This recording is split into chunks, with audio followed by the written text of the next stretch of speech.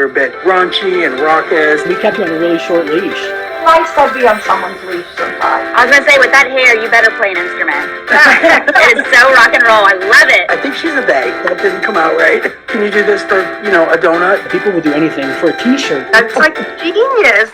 Hey everyone, welcome to the Rainbow Remix. Today we have a little bit different of a show.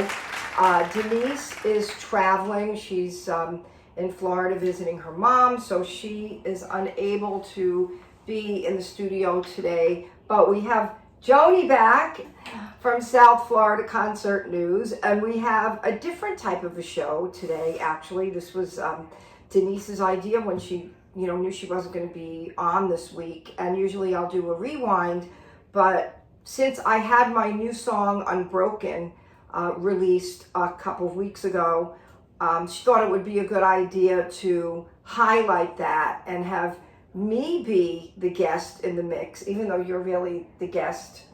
We're switching it up a little bit. Switching it, which I'm excited about. It's like a remix of the Rainbow Remix. Yes. So she's the guest host, co-host, and I'm the co-host guest. That's what it is. Yes.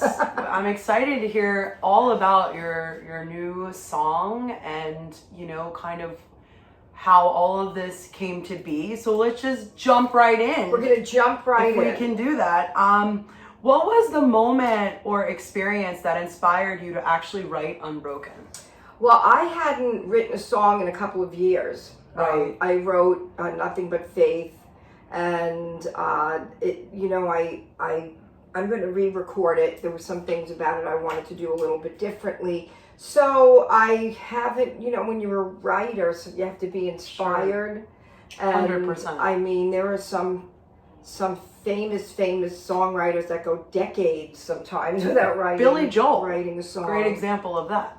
Yeah. So I started thinking about everything that's happening in the news with, in particular, the laws that are being reversed and changed that were fought so hard for in the LGBTQ plus community. So I started writing the lyrics based upon thinking that way. Mm-hmm. And then when the song was done and I released it, people were kind of putting their own spin on it. Like, I love that. Their own experience they were finding in it. So it wasn't necessarily LGBTQ plus rights. It wasn't necessarily women's rights. It was people who have been broken in every sense of the word, because that happens from whatever illness, relationships breaking up, losing people that you love.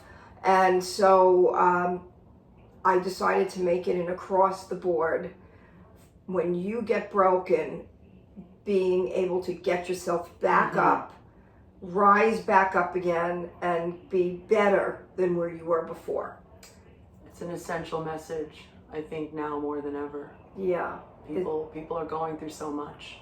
Yeah, and there's an interesting thing too that, because we talked about starting the Unbroken movement, which is something that I am definitely going to do with some other projects that I'm working on.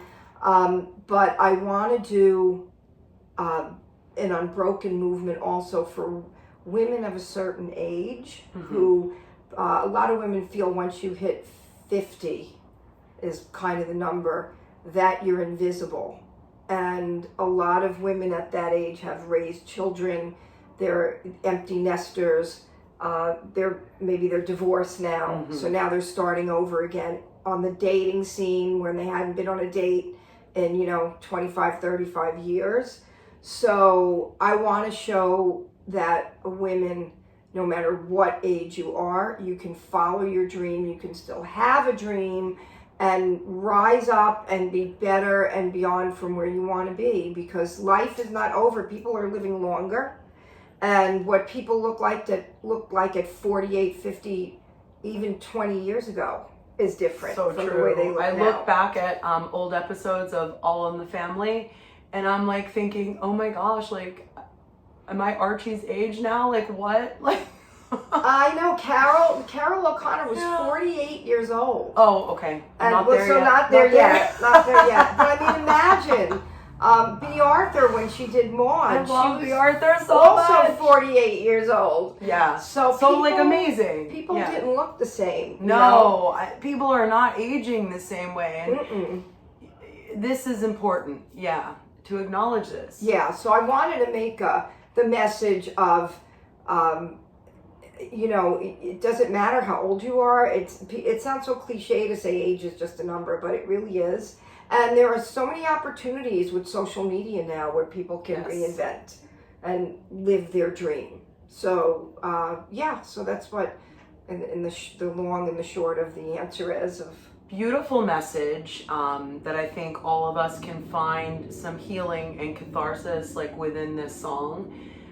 Speaking of reinvention, I know that you have reinvented yourself many, many times.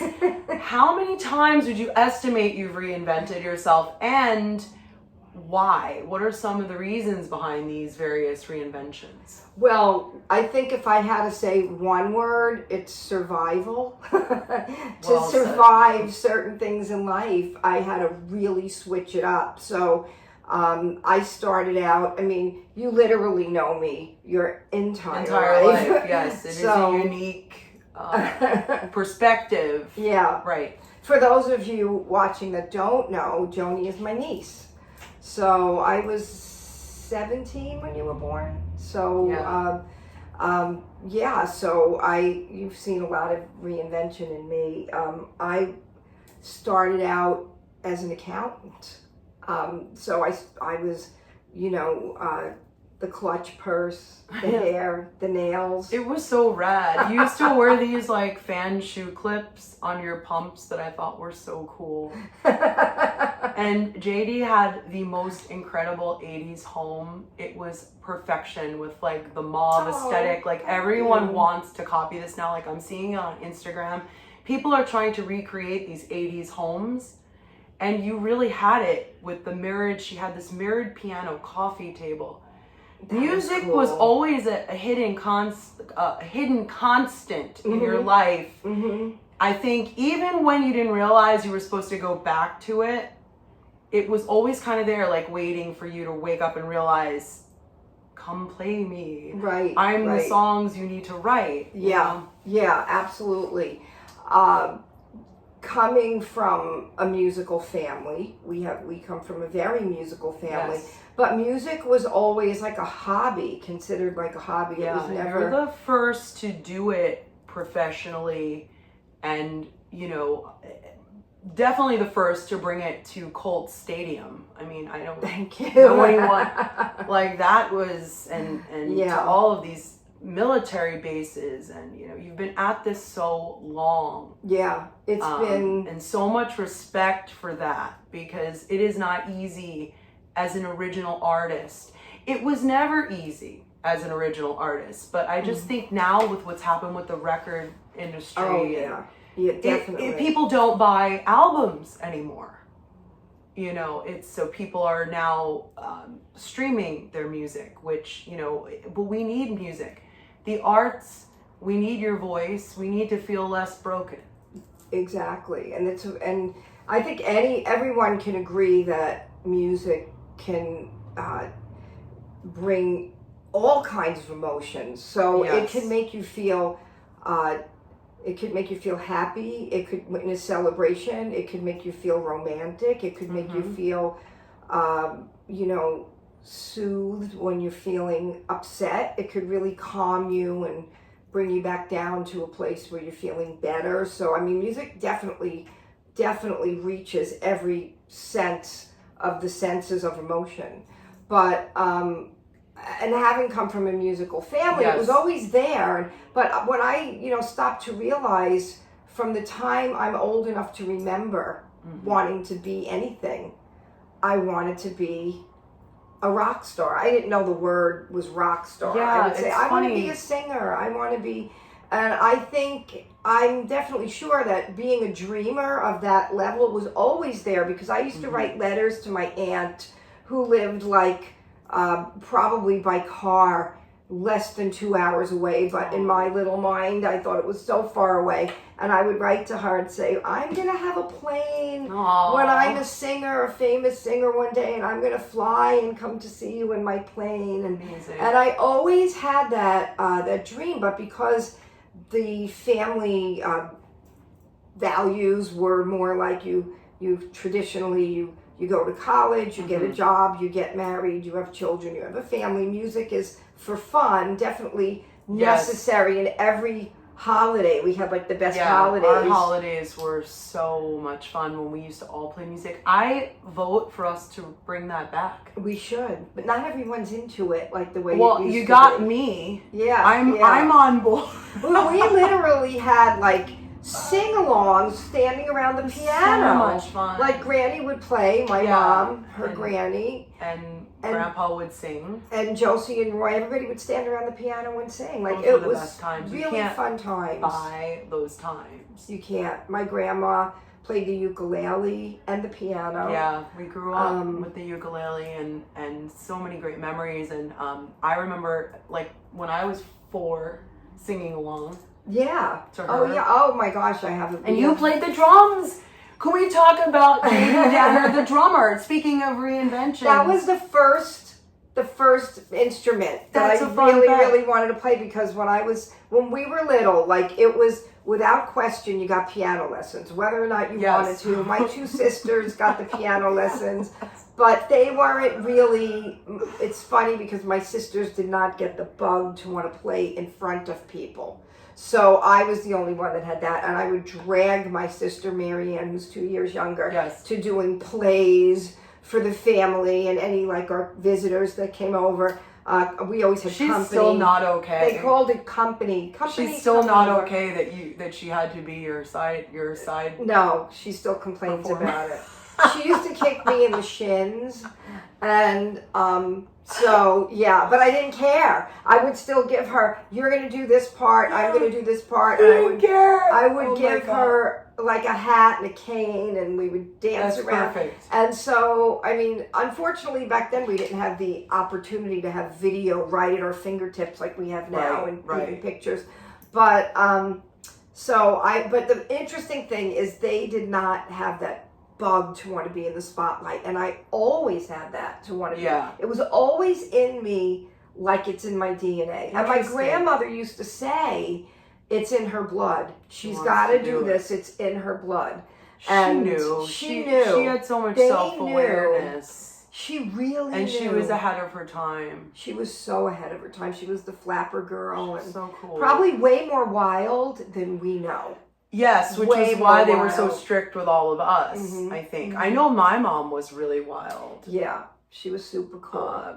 You know, hanging out with Jeff Beck by the Miami pool. Yeah, that story I never knew. Yeah. Actually, I never knew that till like you just told me. She had great taste in guitar players. I can tell you that. Jim Morrison was... She would write the lyrics on her sheets, which would drive my mom nuts. Mama's so cool.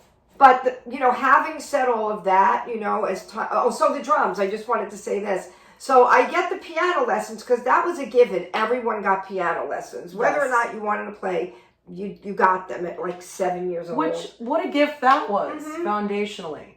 Because we had a piano, and then we got one of those Lowry organs where it... Oh yeah, and then you played the organ. For you. You wanted to play the organ. I played that too. I remember because I liked the concept of having the drums, the bass, and, you know, whatever other instruments you wanted to put in there. That's so cool. And so I wanted, so we got our tonsils out. My sister is 2 years younger than I am. Our birthdays are 5 days apart, and we did everything together, birthday parties, taking our piano lessons, getting our tonsils out, getting married. We had the double wedding when we got married. I was the flower girl. You were the flower girl. And so my sister, so they take us to get our tonsils out. And back then they would let the parents stay overnight. It was an overnight stay in the hospital. And my sister asked for a dollhouse, and I asked for a set of drums. So that was where the diversion occurred. That was where the road split. Yeah. And I'm frankly thankful it did.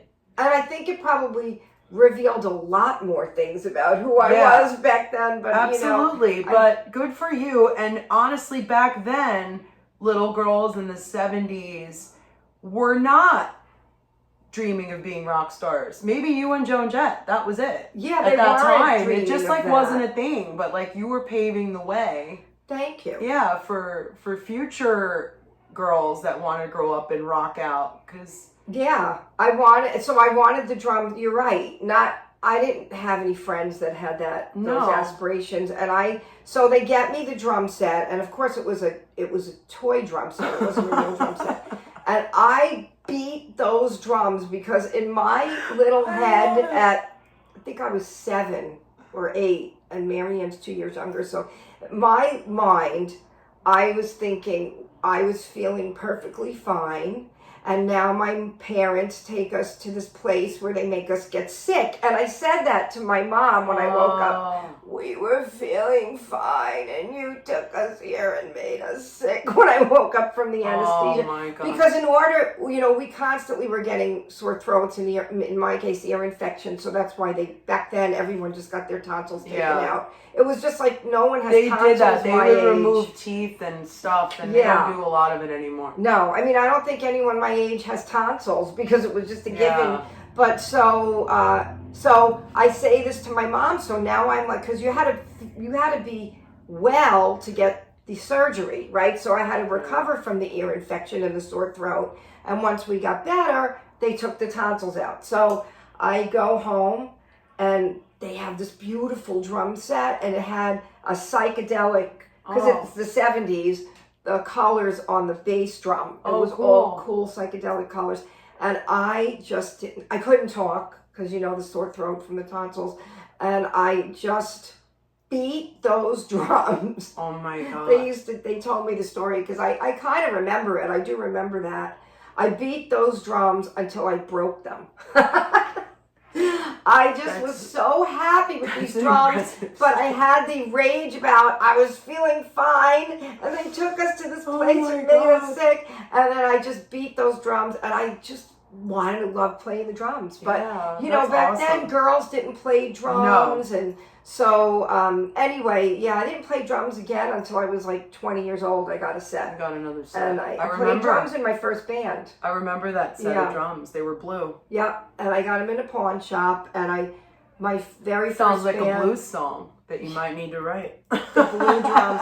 And my very, very first band, I played the drums, but then I didn't like being in the back, so I switched to guitar. Nothing about that surprised. You didn't want to be in the band. Yeah, I didn't like being. As you know, when you take video of bands, it's tough to get the drummer. Yeah, I try so hard. Like I have to do yoga to like get underneath. Yeah, it's very hard to do that. So so reinvention started as early as then. I think moving forward. I forgot the rest of the question was how many times did I feel the need to reinvent? Yeah, it's been a lot of times. I don't think you're done. I think we're going to see a few more reinventions. Yeah, I don't think I'm ever going to Which is exciting in so many ways. Now, Unbroken seems to touch obviously on themes of resilience. What message do you hope listeners take away from this very powerful song? I want people to take away the message that it's never too late to fix what's broken. Love that. And it's not impossible to not only fix what's broken, but use that situation that broke you to make things better. Like if this didn't happen, you would have never done this to fix it and get beyond to where you would have just stayed complacent. But because you broke, you come back stronger. Like when you break a bone, Love they say that. the bone is stronger. Yeah. So to not only fix what's broken, but make that something that brings you back to be stronger and better. Beautiful. Yeah.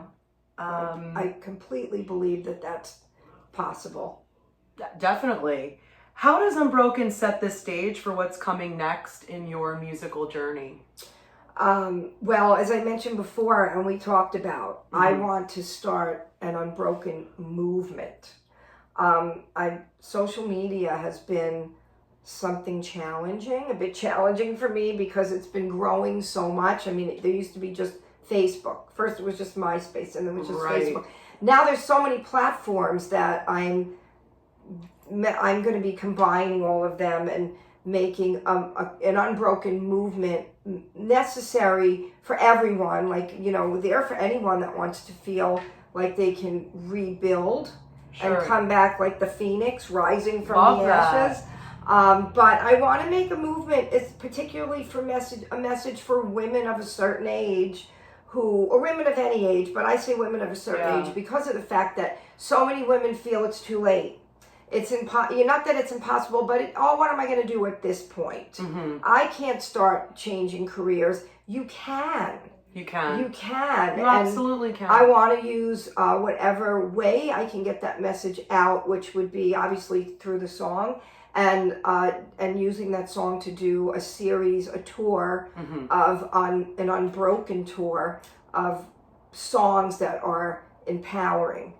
Awesome. And uplifting, and so so I want to just show people that you can reinvent. I mean, I've had to do it many times, and we talked about you joining me on these shows to do this Unbroken tour. That'll be so much fun. Which there's something coming up.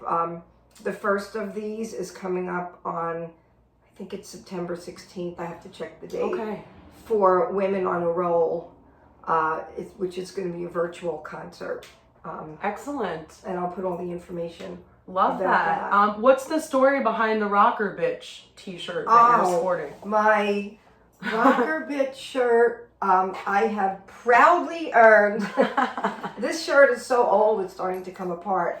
It looks cool though. I was given this by fellow rocker Kim Berry many years ago. I was playing at a cafe called Les Beans.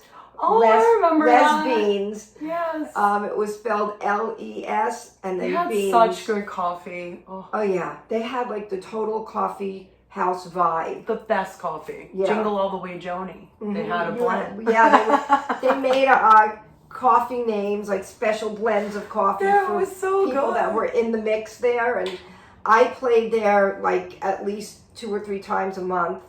It was their mission was to bring back the original coffee house vibe. They did. I missed that, by the way. I love a good coffee house. That was a great. I mean, it was so small and then it was intimate. 90s, late 90s vibes. Okay, so I was playing one of the weekends that I played there, and Kim comes in and she says, she would do this, like she had this rocker bitch movement going on, and she would just pop in on people's shows, local musicians, and she would award them the t-shirt for, I was the rocker bitch of the month. I never knew that. I've seen you wear that shirt like 1,000 times, but I literally never knew that story. Thank you for sharing that. I was the rocker bitch of the month. How fun. That month. And so the band I was playing with at the time, they totally loved the idea that I got this rocker bitch t-shirt, and they made me this little like plaque, like this little award that said how hard I worked to earn that title. Hell yes, you did. And how much I deserve that title of rocker bitch. That little girl banging the drums all the way to this point. I wanted to ask you, what's something that people would be surprised to know about you? Okay, the number one thing that I think people would not probably know or realize about me is that I was a Sunday school teacher for about 5 years at the church that I was going to back around, was it 1996? Around that time. Yeah, I remember. I remember was a Sunday school teacher. That's awesome. And then I think something else that we just mentioned was that in my first band, I was the drummer. Yes. Because I didn't want to be And in the fun, background. super fun fact also about you. At one of your last shows that you did at Arts Garage, you did a glorious drum solo. Yes. Which I was so excited to see, and the audience was obsessed. I just thought that was so cool. That was so much fun. That was a great show. Rehearsing that with Steve, the drummer, that was in my band at the time, and we were rehearsing that. We did just a few nights. I went over his house and he had it set up in his the drum set up in his garage. That's so cool. And we went over the parts that I was going to do, and it was so much fun to do that, to get behind the drums. Oh yeah. And do that, because I haven't played in years, and I never played fancy, but I kept a solid, consistent, beat through the whole thing. That's what you need. I used to play Wipeout. That was my thing with the band. Okay, I have a wish. Because I'm obsessed with that song from Dirty Dancing. Oh, okay. Can you please play that for me sometime? I think the next Unbroken show I'm going to do Wipeout. Yes. I think that's going to be the secret that's going to happen. I'm getting all my wishes. I'm manifesting my next set list. This is great. I have special skills to manifest a set list. Yeah, I'm going to definitely do that. Perfect. I started playing the guitar, which I had guitar skills from learning ukulele as a little kid from my grandmother. And I missed the ukulele lessons. Maybe you could show me if you. I could definitely give me a couple of tips. Because I have a ukulele too. I have my grandmother's ukuleles here, and I had a little electric one they bought me when I was a kid. It looked like an electric guitar. They really invested in your musical ambitions. Did. My grandparents. That was all my grandparents. I think you got to dedicate Unbroken to them. Yeah, my grandparents knew. They knew that about me. Yeah. I wrote a song called If Only for a Day. And I wrote that for them. Oh yeah, that's a beautiful song. And there's a line in the song that said, "You understood my needs." And that's what I meant by that line. Because my grandparents knew this was in me to do this. Mm-hmm.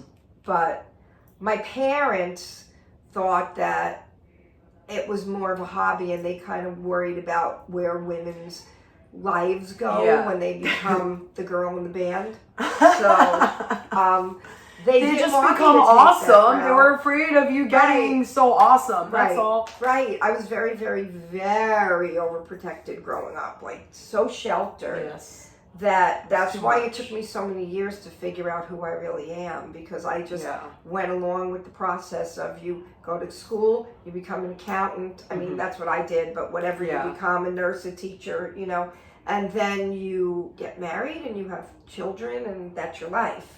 And, that wasn't in the cards. It came to a screeching halt. Yeah, I feel it was my destiny to not do that through divine intervention, which I really didn't see at the time. There's a plan for sure. It was definitely a plan, and in the different ways I needed to reinvent myself. I think everyone has many points in their lives where they need to, if not so much reinvent, pick themselves up and put themselves back together from whatever that, whether it be a loss of a relationship or someone that you loved, or a job, or, there are people that lose a job, something happens, they can't do that job that they loved anymore, but maybe they have, but they definitely have skills from that job that they can use in a different way and just reorganize it into something else. And, I had many, many times, having to put my pit bull down when she hadn't done anything. Thank God she hadn't done anything tragic up until that point, but every professional, including my very trusted vet, but I had trainers, several vets, several doggy daycare people tell me she was dangerous. Yeah, unfortunately. And I didn't, you know, I was only until I became afraid of her that she started she to was turn a on beautiful me. dog, but extremely troubled, and was born that way. I believe she was bred for fighting, unfortunately. Yeah. Which makes me so sad and so sick. But a lot of times these dogs they're born into an abusive situation, and you actually did the only choice that you could. I mean, I tried everything. I'm not afraid of any animals, and I was terrified of that dog. Yeah. Yeah. But I loved her. And so I felt like I executed my friend before she did the crime. But I couldn't wait for that crime because the vet told me it's not going to be a warning, it's going to be a tragedy. And it took me a couple of years to actually, you know, when I started being afraid to put the leash on her, I knew. Yeah.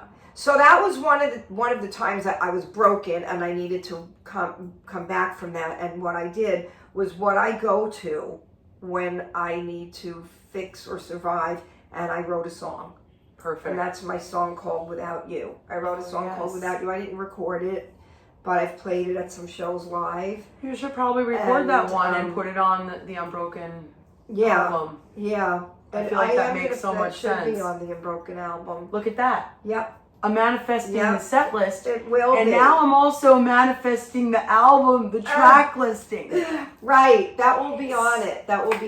It's got to. And this will hopefully heal the part of you that's, you know, because that's what I hope the album does for you. Yes. Not that you asked, but I'm volunteering this. I hope that it makes you feel less broken about these things that really could have taken you completely down. That sometimes haunts me, and I know people think, many people think, oh, it was just a dog, but anyone that has a pet knows it's never just. They're part of the family. Just any, you know, a dog, a cat, a bird, a fish, whatever your pet is. But so, what I said before about my destiny, the major reinvention in my life was turning back to music. Because as I said before, I started out as an accountant in my professional career. And, you know, I thought I was happy doing that. But so I was following along with what I thought life was supposed to be. You go to college, you get a career, you get married, you start a family. And that's where it comes to a screeching halt. Because at the ripe old age of 23, I was told that I had severe endometriosis. And that started a 5-year journey of hell. And this was back in the 80s. They have so much more they can do now.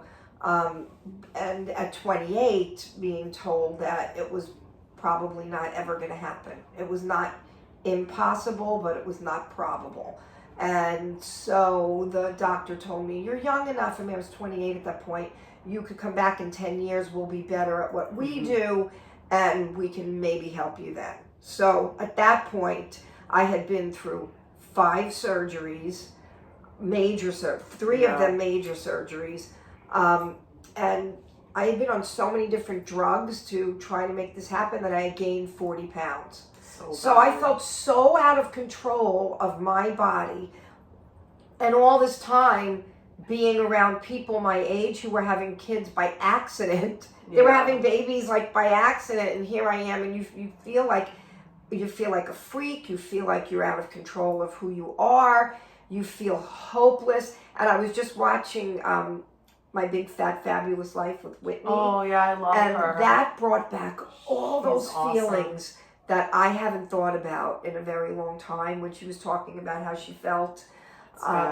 So when I left the doctor's office that day, the only thing I asked him at that point was, can I go on a diet? Because they kept telling me, don't go on a diet, don't mess up your hormones. Which is so weird, because now they tell you, like, lose weight if you want to conceive a child. Like, yeah, they were like, oh, you're going to mess up your hormones. They said all the wrong things. For me, at the time, that was the green light to eat whatever I wanted to, and then that. And we don't need much of a green light. We're ready to start it. Like, I'm hungry right now. Right, and I found comfort in the food. Yeah. So comfort and eating whatever I wanted to. And then plus I was on different kinds of steroids and things like along the way to stop the estrogen, then to start the estrogen. And so I gained 40 pounds. And I said, can I go on a diet? Mm-hmm. That was my only question. And he's like, go ahead, do what you want.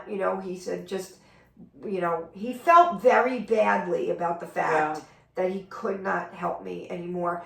He said, I don't want to see you go into debt, because back then insurance did not pay for any of the infertility treatments. None of that got paid for. So I left the office and I lost the weight, but I had to feel better again about myself. We come from a big Italian family where I think till today I'm the only one that was never able to have children. I think I'm the only one still. I don't know who else might have tried and not mentioned it, but anyway, the point is that a lot of people ask me, why didn't you adopt? If you wanted the family so much, why didn't you just? And I thought about it. And I looked into it. We did. It was very difficult. It's not so easy. No. To go that. It takes years. It's a very heartbreaking process. And a lot of times, at the very last moment, they can decide, we're not giving you the child, or the birth mother decides to keep it. Exactly. That's just heart-wrenching. And there's a lot of times that happens. And what the interesting thing is, when you go through a 5-year journey of this, you always kind of think along the way it's going to happen. Like, you just always have that hope. Otherwise, you wouldn't go through surgeries and procedures, very uncomfortable procedures. And so you create this thing in your mind about what that baby's going to be like. Because you always think it's going to happen eventually. Mm-hmm. So I had, you think about, it's like, so the thing is I was thinking about it when I was watching the Whitney show the other night. It's very difficult because you grieve for the loss of someone that never actually existed.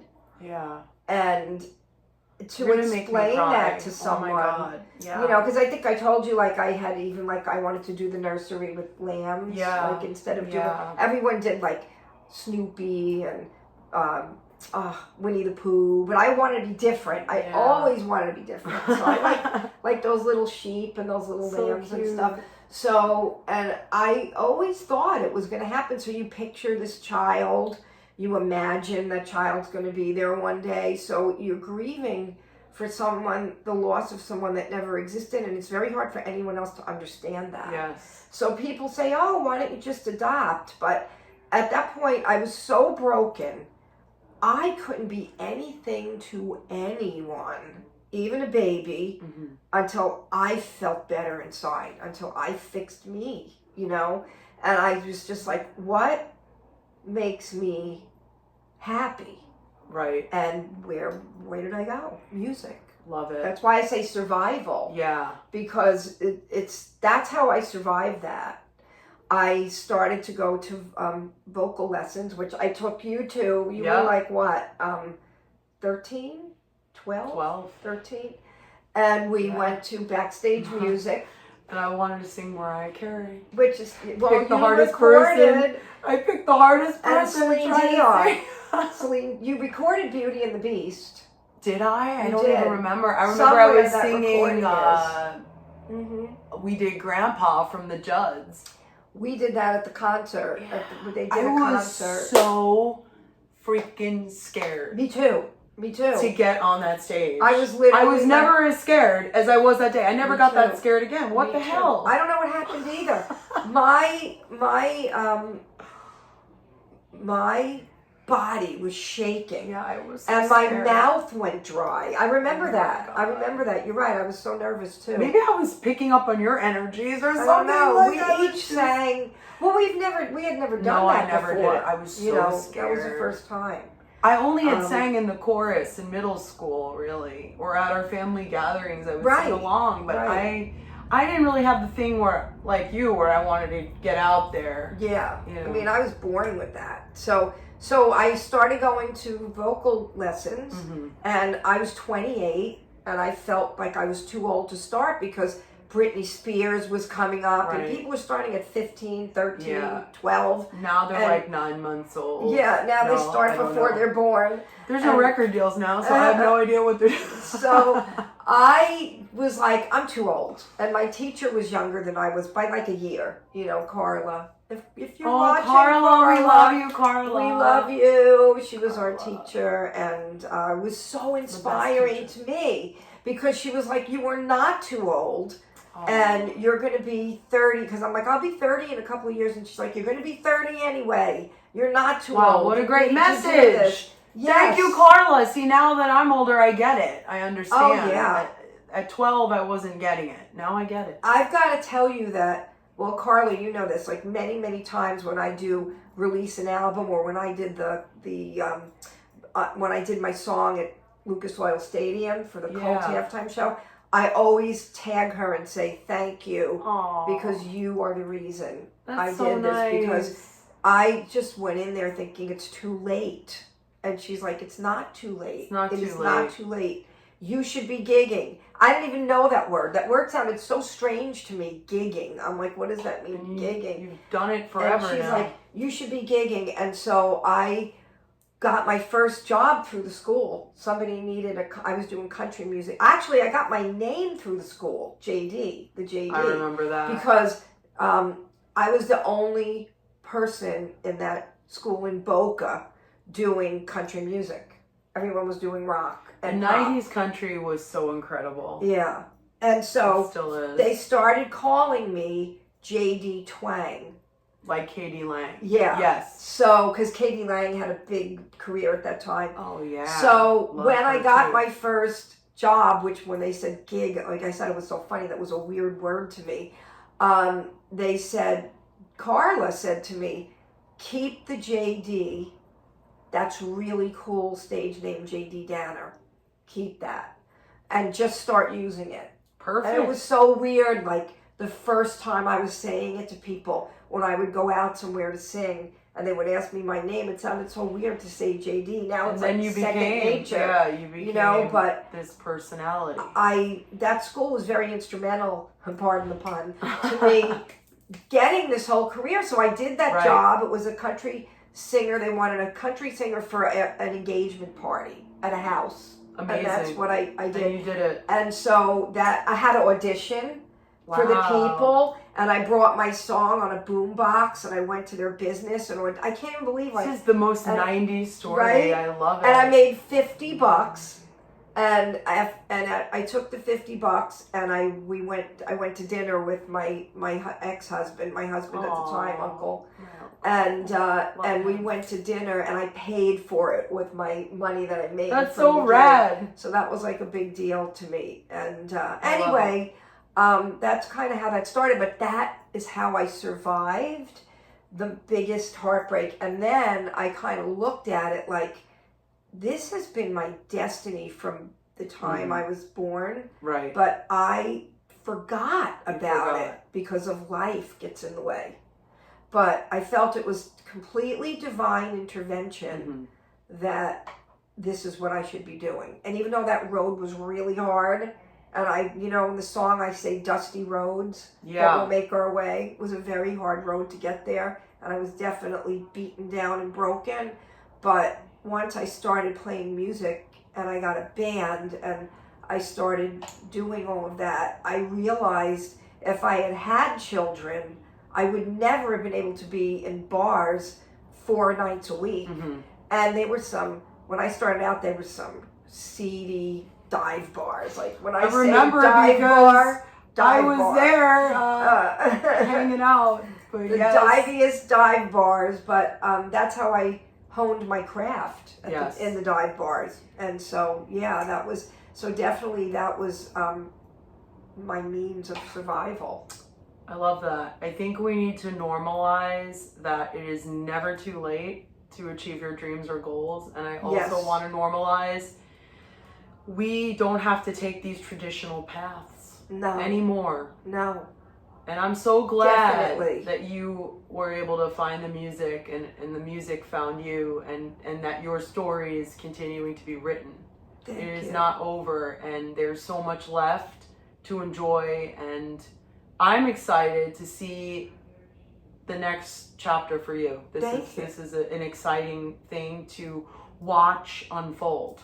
Thank you. I appreciate that. Next reinvention, or it's not really a reinvention, but this next, I think it's an evolution. picking up the pieces. It's an evolution of who you are. Yeah. This next picking up the pieces was is just in this point in life, because you take this road and you feel like, what's next? Right. You know, you get to be of a certain age and you feel like if it hasn't happened yet, and I don't believe that. No. And I know, like, I talk about Diana Nyad's movie obsessively, but that story has been so inspiring to me to not give up, because she failed 5 times and did not reach her dream, her goal of her lifetime until she was 65. So it's never too late. It's never too late. That's got to be the message, I think, no matter who you are. I think so.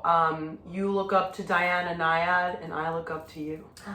Oh, thank you. Maybe you're my Diana I hope I Nyad. can be inspiring. Thank you. I really appreciate that. Absolutely. The one thing I always say is I never say never, because what was Grandpa's word? My dad? Perseverance. Perseverance was his word, and that's... Why don't you write a song like Perseverance? Maybe right that on the needs heels to of be Unbroken. part of this album. Yeah, that's definitely the set unbroken list. path. So persevering is so much part of life, because you don't really have another choice unless you want to just crawl in a hole and never come out of your home, and we know that's not an option. That cannot not the option. We're not hobbits. I have recently, through your inspiration, gotten into meditating. Amazing. And manifesting. The idea That's of manifesting. beautiful and so important. Yeah, I really encourage people. Meditation is so healing mentally and emotionally and physically. Yeah, I mean, even if you feel like, I don't believe in that stuff, 5 minutes. Once you start doing it, you see this. You center yourself. Yeah, I mean, that definitely happens. Even whatever happens within you, you said to yourself. Because I have to do it. I do believe if you think positively and you focus on what you want and you speak only positive about it, and don't say if this happens, when this happens, or like it already happened. I don't believe that manifesting is BS. No, I do it's believe not. you can manifest good and bad, so speak You have the to good. stay very positive, and the way the dialogue that you use, or the monologue about the way you talk to yourself, is really important. Yes. You never want to talk down to yourself, and always be positive and stay in a positive mental state, because people will try to like drag you down. And that's another thing that Grandpa used to say, that he was so ahead of his time. He really was. He used to say, I look in the mirror, he had the Italian accent, so much. and I tell myself I love you, because if I don't love myself, who's going to love me? And he was right. He was so into self-love, and like it was the best thing ever. And he'd be like, love yourself first, and then you take care of everybody else, because he did want to take care of everybody. He did. And he's still taking care of us. He's so wonderful.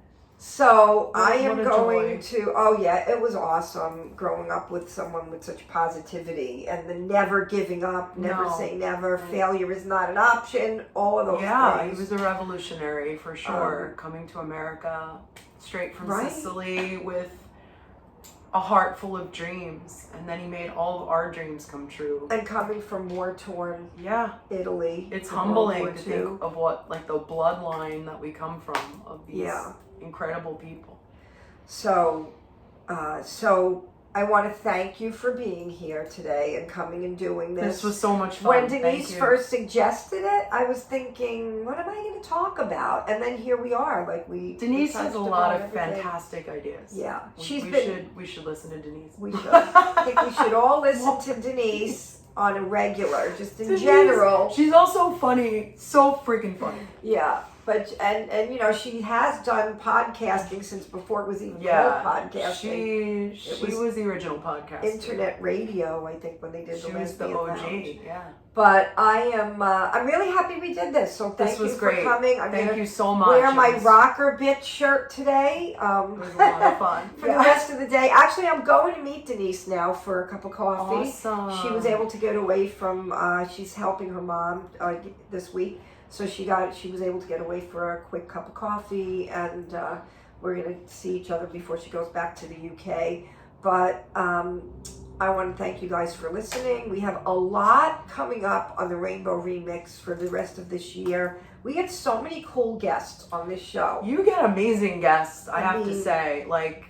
Diverse, informative, entertaining. It's a great show. We get people from HBO shows. We get people from Showtime shows, of course, reality local TV, community. and then the local people, and not only local, national people on every level of not only the arts and entertainment, but also in all aspects of game changers and the LGBTQ plus community and our allies also. Amazing. So thank you guys for tuning in. I was drinking out of my Rainbow Remix co-host. I'm ready for some coffee. I'm getting anxious. Denise got me. I need some more. And anyway, I hope you guys have a great rest of the week. Tune in for all of our shows. They're all up on therainbowremix.com. That's our website, and that will lead you to all of our social media. And the latest episode is always playing on our website, and you can reach all the other ones right through there. So thank you for being on today. Thank you. Being my co-host and interviewer. Thank you. Appreciate it. All right, so you guys out there, have a great rest of the week, and we'll see you in the week. Bye. Bye.